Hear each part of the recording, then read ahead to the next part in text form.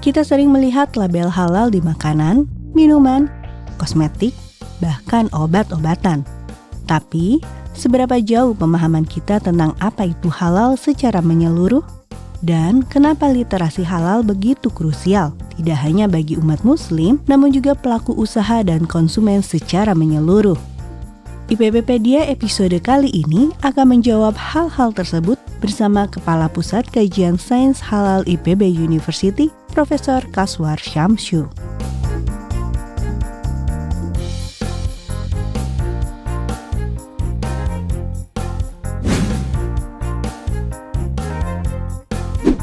Literasi halal adalah pengetahuan, pemahaman, dan penerapan konsep halal dalam kehidupan sehari-hari. Kita sebut dengan halal lifestyle ya, dan utamanya menyangkut dengan makanan, minuman yang dikonsumsi, dan juga bahan-bahan yang digunakan. Nah, ruang lingkupnya tentunya adalah paham tentang halal dan haram menurut Al-Quran, hadis, dan fatwa ulama. Kemudian nanti paham tentang bahan-bahan dan produk yang halal, yang haram, dan yang syubhat. Nah, setelah itu nanti kita perlu paham juga bagaimana proses sertifikasi halal dilaksanakan agar bisa melindungi masyarakat dari mengkonsumsi makanan yang tidak halal atau menggunakan bahan yang tidak halal.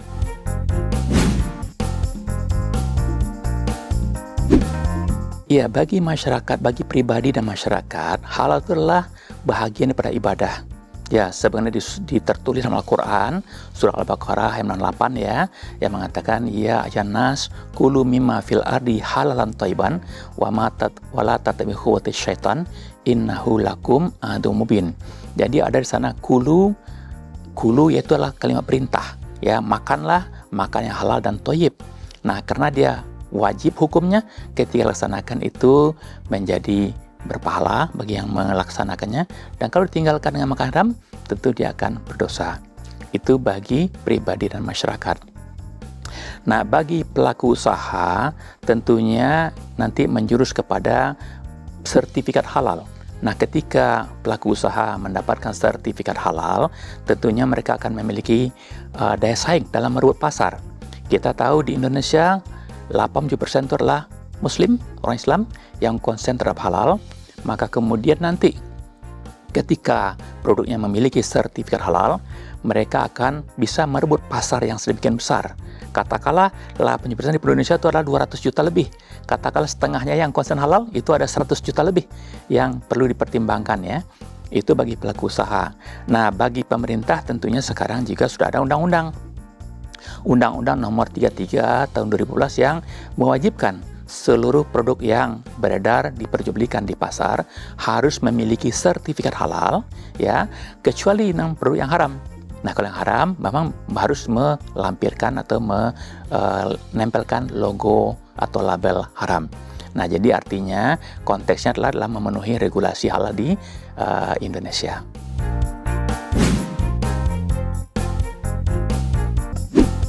Yang utama adalah sektor makanan minuman.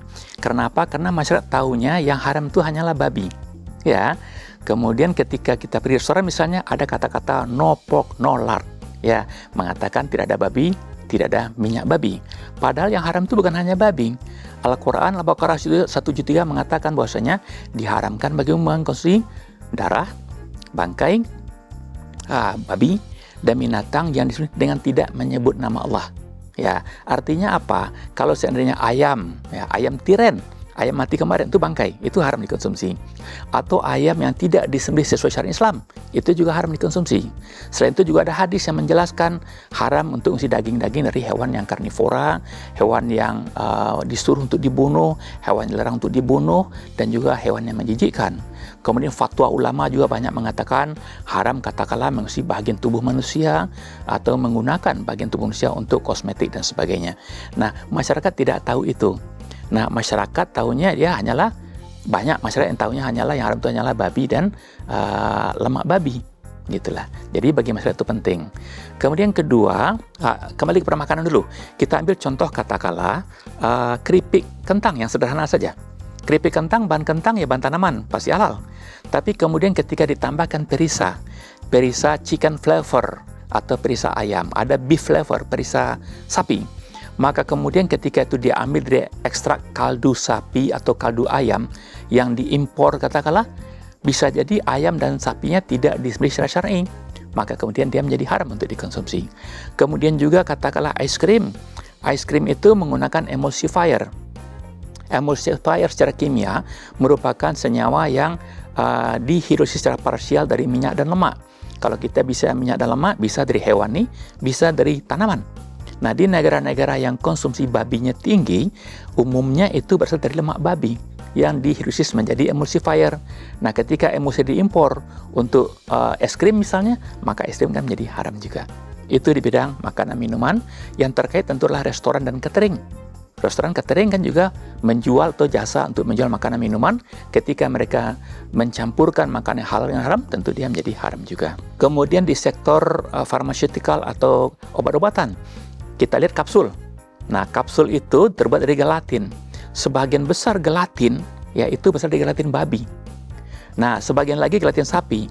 Tapi ketika gelatin sapinya tidak dari sapi yang disembelih secara syar'i, secara Islam, tentu juga haram. Nah, itu. Kemudian vaksin. Vaksin dalam pembuatannya bisa saja melibatkan enzim. Nah, enzim katakanlah tripsin dan pepsin, yang itu merupakan enzim proteinase yang berasal dari pankreas babi atau pankreas sapi atau dari sistem pencernaan babi. Jadi banyak sekali itu kemungkinan haramnya untuk makanan, minuman, obat-obatan, dan kosmetik juga termasuk.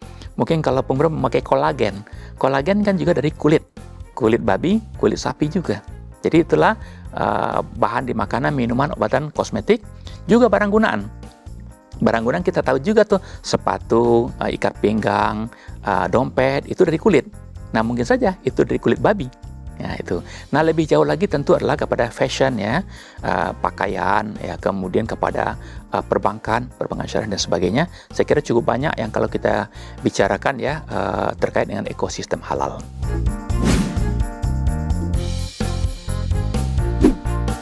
Ya, tadi disampaikan bahwasanya literasi ini penting juga untuk pelaku usaha agar mereka mengurus sertifikat halal untuk memenuhi regulasi pemerintah Indonesia dan juga memenuhi kebutuhan konsumen untuk melindungi konsumen.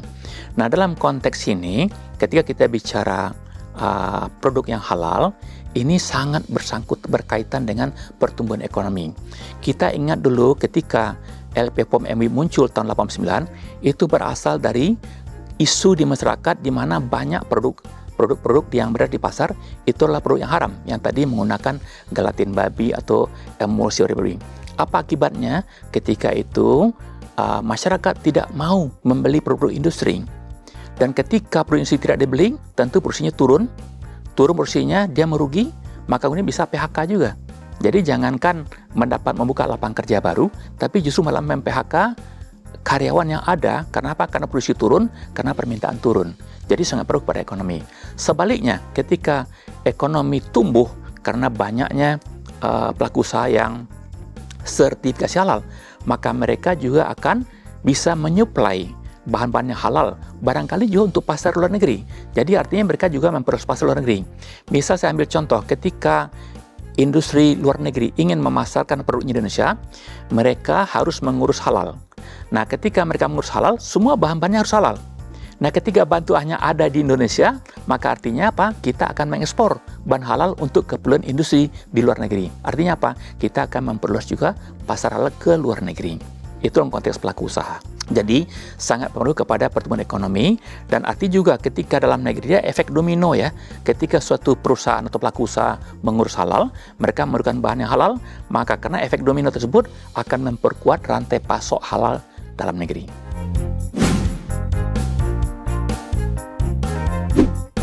Nah, tentunya kalau seandainya menyangkut pribadi dan masyarakat, maka ketika literasi halalnya masih rendah, tentunya orang akan mengkonsumsi makanan yang haram. Mungkin karena ketidaktahuan tadi. Nah, karena itu perlu literasi halal ini disampaikan kepada masyarakat, bisa melalui pengajian-pengajian, majelis taklim dari perguruan tinggi atau sekolah-sekolah, dari pemuka masyarakat dan sebagainya, sehingga masyarakat terlindungi dari mengkonsumsi produk yang haram yang karena ketidaktahuan.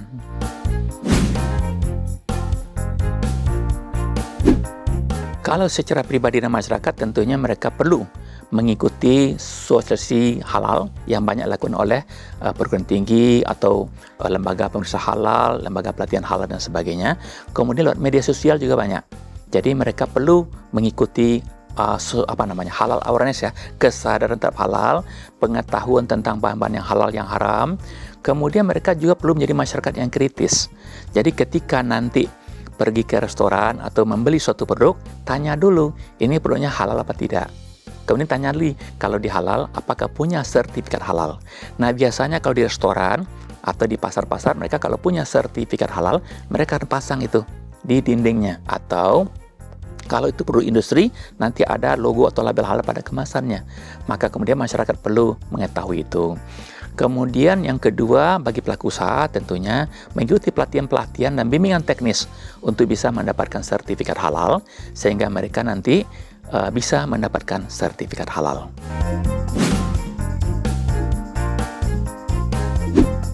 Kita bersyukur, ya, alhamdulillah kita punya pusat sains halal IPB atau Halal Science Center IPB, di mana kita mempunyai tugas, misi, ya, untuk melaksanakan tridharma perguruan tinggi di bidang halal. Nah, di antaranya adalah edukasi dan training halal dan pelatihan halal, kemudian ada penelitian-penelitian halal, dan kemudian pengabdian masyarakat dalam bentuk bimbingan kepada masyarakat tentang halal. Nah, dalam konteks pribadi dan masyarakat, tentunya kita melaksanakan pengabdian masyarakat dalam bentuk bimbingan teknis kepada pelaku usaha, ya. Kemudian juga melaksanakan pelatihan-pelatihan. Kita ambil contoh setiap menjelang Idul Adha, kita di Halal Science Center IPB melaksanakan pelatihan juru sembelih halal untuk panitia kurban ataupun Dewan Kemakmuran Masjid, ya, agar mereka melaksanakan penyembelihan secara halal. Selain itu, kita juga ada dalam program MBKM, ya, kemarin itu kita juga memberikan pelatihan kepada mahasiswa untuk bisa menjadi pendamping proses produk halal agar bisa mendampingi atau membimbing UMKM umumnya, ya, agar bisa mereka mendapatkan sertifikat halal. Kemudian kalau untuk pelaku usaha, nah kita mempunyai pelatihan-pelatihan mulai dari pelatihan juru sembelih halal untuk RPH, RPU, ya, rumah pemotong unggas dan ruminansia. Kemudian kita melaksanakan pelatihan juga penyembelih halal atau halal supervisor untuk industri-industri. Kita juga mempunyai pelatihan auditor halal untuk lembaga pemeriksa halal, dan pelatihan-pelatihan pendamping prosedur halal yang akan nanti mendampingi UMKM dalam mendapatkan sertifikat halal. Kemudian di bidang penelitian, kita juga mengembangkan penelitian-penelitian yang mendukung ekosistem halal. Di antaranya adalah misalnya pengembangan halal autentikasi untuk membantu lembaga perusahaan halal ataupun BPJPH dalam mengidentifikasi apakah suatu produk itu halal atau tidak.